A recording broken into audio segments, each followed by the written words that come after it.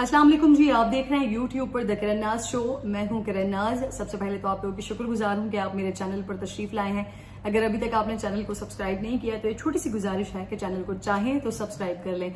दूसरी बात ये कि ये एक तवील गैप के बाद आज मैं वीडियो के साथ हाजिर हुई हूँ। कुछ काम की मसरूफियात बहुत ज्यादा रहती हैं और माशाल्लाह अब मुझे ऐसा लगता है कि जो हमारी पाकिस्तानी कौम है वो बहुत ज्यादा न्यूज़ में इन्वॉल्व रहती है। उनके पास सारी खबरें वाया सोशल मीडिया भी मौजूद होती हैं और अब तो पाकिस्तानी अवाम का जो नैरेटिव है, जो एक पॉलिटिकल नैरेटिव है, वो अब हर किसी के जहन के अंदर और हर किसी के दिमाग के अंदर वो पॉलिटिकल नैरेटिव मौजूद है।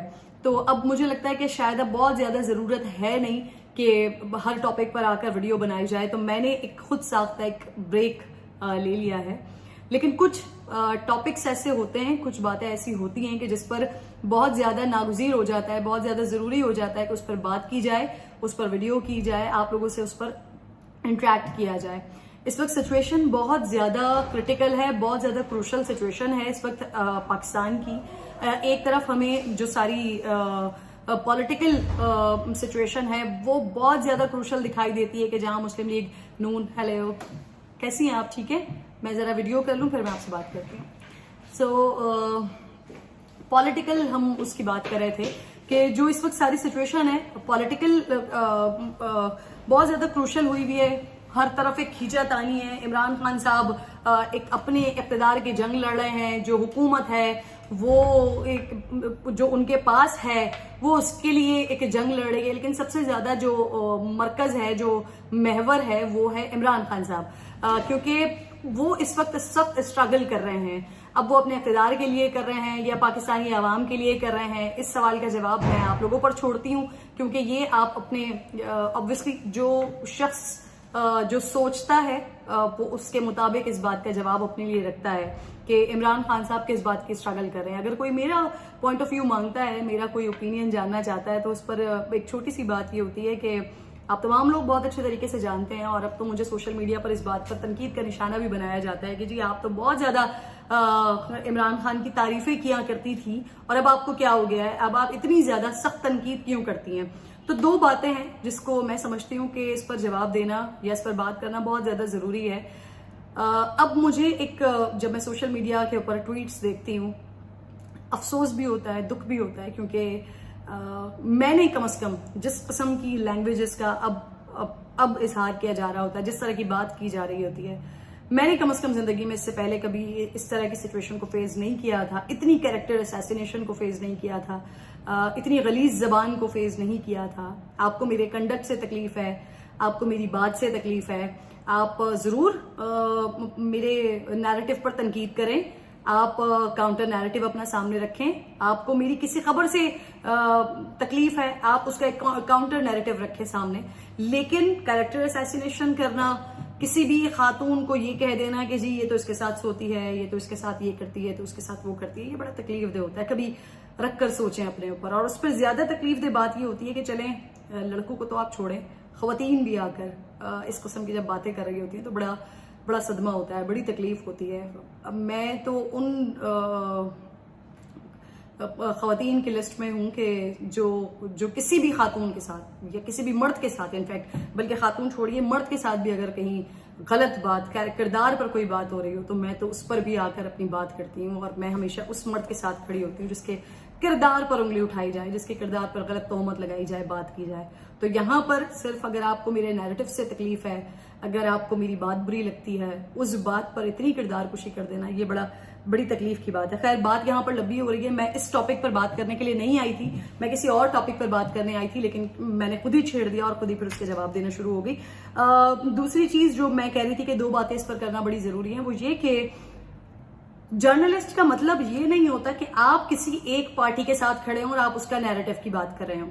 जर्नलिस्ट वो होता है कि अगर वो पीटीआई की कोई अच्छी चीज देखता है तो वो पीटीआई की तारीफ करता है, पीटीआई की कोई बुरी चीज देखता है तो उस पर तनकीद करता है, वो जर्नलिस्ट होता है। मुस्लिम लीग नून की अगर कोई अच्छी चीज देखता है उसकी तारीफ करता है, अगर कोई खराबी देखता है तो तनकीद करता है, वो जर्नलिस्ट होता है। जर्नलिस्ट ये नहीं होता कि आपने किसी एक पार्टी को पकड़ लिया और आप उसके पार्टी वर्कर की तरह आकर उसका नैरेटिव बयान करें, आप उसके पार्टी ओपिनियन क्योंकि या उसके लीडर की तर्जुमानी करें। ये जर्नलिस्ट नहीं होता, ये पार्टी कारकुन होता है। तो जो लोग मुझे अगर इस तनाजुर में, ऑब्वियसली इसी तनाजुर में देखते हैं कि जी क्योंकि अब मैं पीटीआई की तनकीद करती हूँ पीटीआई पर, तो इस वजह से मैं एक लिफाफा जर्नलिस्ट हो गई हूँ, तो जी मैं खुशी से फिर इस चीज को एक्सेप्ट करती हूँ, क्योंकि यही बात मुझे मुस्लिम लीग नून की साइड से भी कही जाती है, यही बात मुझे पाकिस्तान पीपल्स पार्टी की तरफ से भी कही जाती है। तो मैं इस चीज पर अल्लाह की बड़ी शुक्रगुजार हूँ कि जी अगर सभी मुझे मिलकर समझते हैं कि जी मैं एक लिफाफा सहाफी हूँ तो ठीक है, दैट्स फाइन।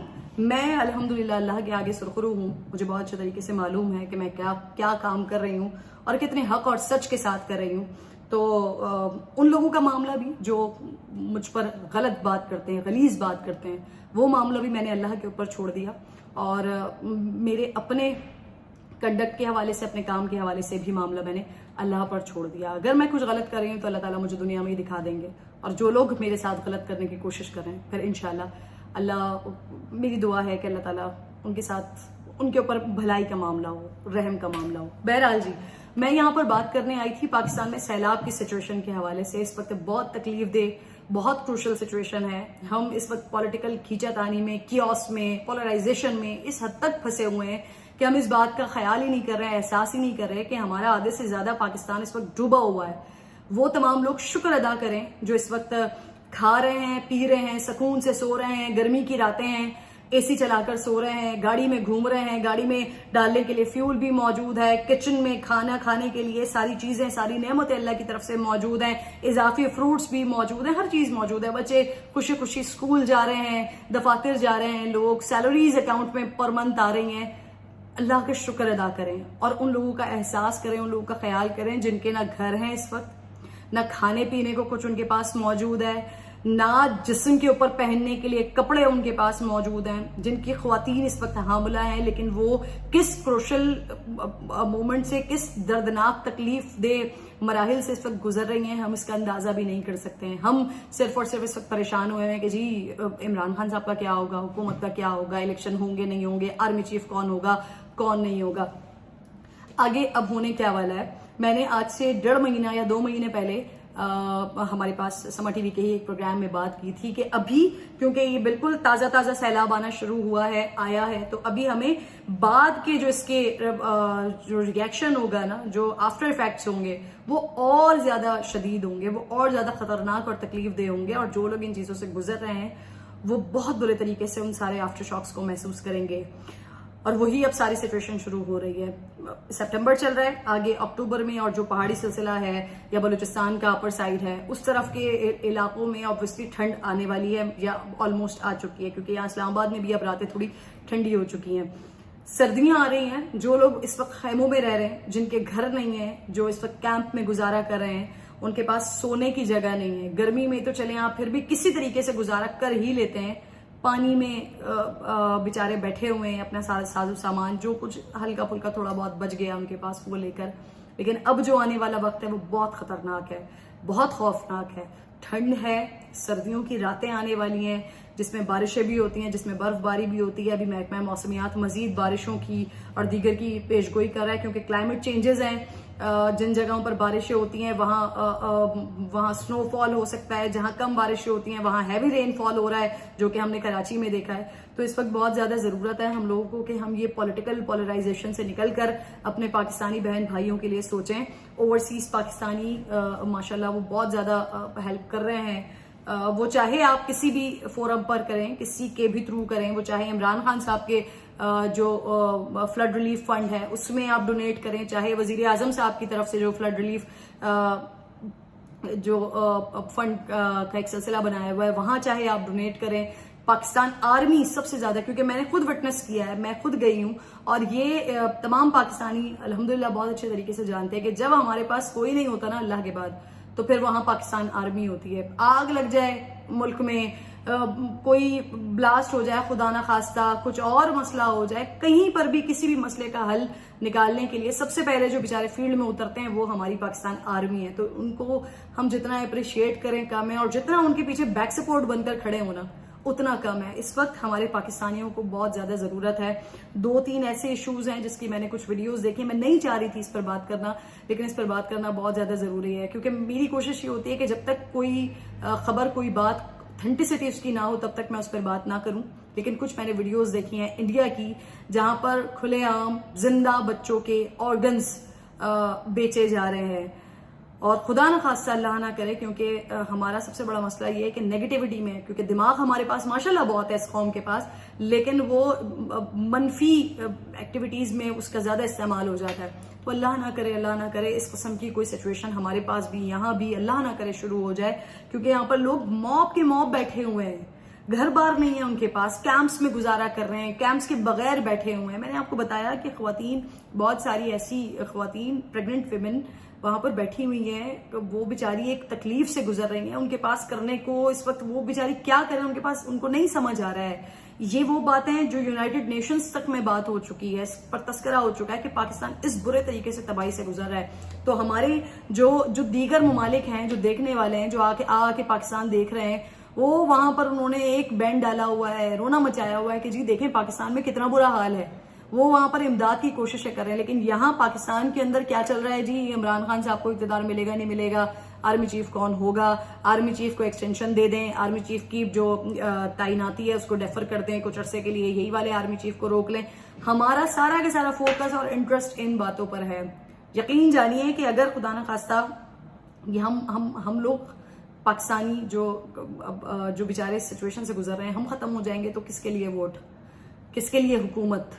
तो हमारे बहन भाइयों को इस वक्त बचाने की जरूरत है। एक और बात जो मुझे पता चली है, कंफर्म रिसोर्सेज से मुझे पता चली है, जिसका मुझे बड़ा दुख हुआ, बड़ा अफसोस हुआ।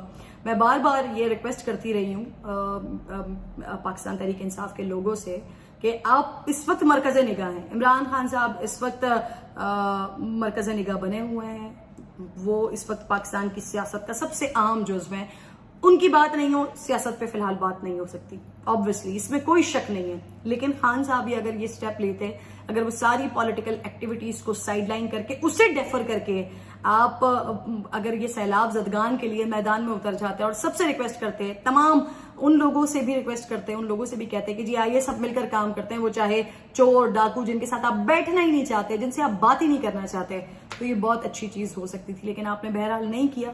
इनफैक्ट अब तो आप अक्टूबर की डेट दे रहे हैं, आप निकलना चाह रहे हैं लॉन्ग मार्च के लिए, लेट्स सी उसका क्या होता है। लेकिन मुझे कुछ पता चला कि जो केपी के गवर्नमेंट है, वो ऊपर का हिस्सा है सारा, जहां पर सैलाब आया हुआ है, या पंजाब के इलाके हैं, वहां पर सिर्फ और सिर्फ अपना वोट बैंक बनाने के लिए, और सिर्फ उन लोगों को जो ये इस बात का प्रॉमिस कर रहे हैं कि अगले इलेक्शंस में पीटीआई को वोट दिया जाएगा, बल्ले पे वोट दिया जाएगा, उनको इमदाद दी जा रही है। और ये मैं कोई हवा में बात नहीं कर रही हूं, या मैं कोई पीटीआई के खिलाफ बात नहीं कर रही हूं कि आजकल मुझ पे स्टैंप लगाया जा रहा है। मेरे पास इसकी बड़ी कॉन्क्रीट एविडेंस मौजूद है। हमारे ही एक साथी जर्नलिस्ट हैं जो कि वहां से प्रोग्राम करके आए हैं सारे, उनके पास इसके वाज़ेह सबूत मौजूद हैं। उन्होंने मुझे इस बात की इत्तला दी, उन्होंने मुझे सारी तफसीलात बताई हैं, फॉर श्योर कि कुछ दिनों में वो आप लोगों के सामने भी आ जाएगा। ये बहुत तकलीफदेह बात है, ये बहुत ही ज्यादा तकलीफदेह बात है।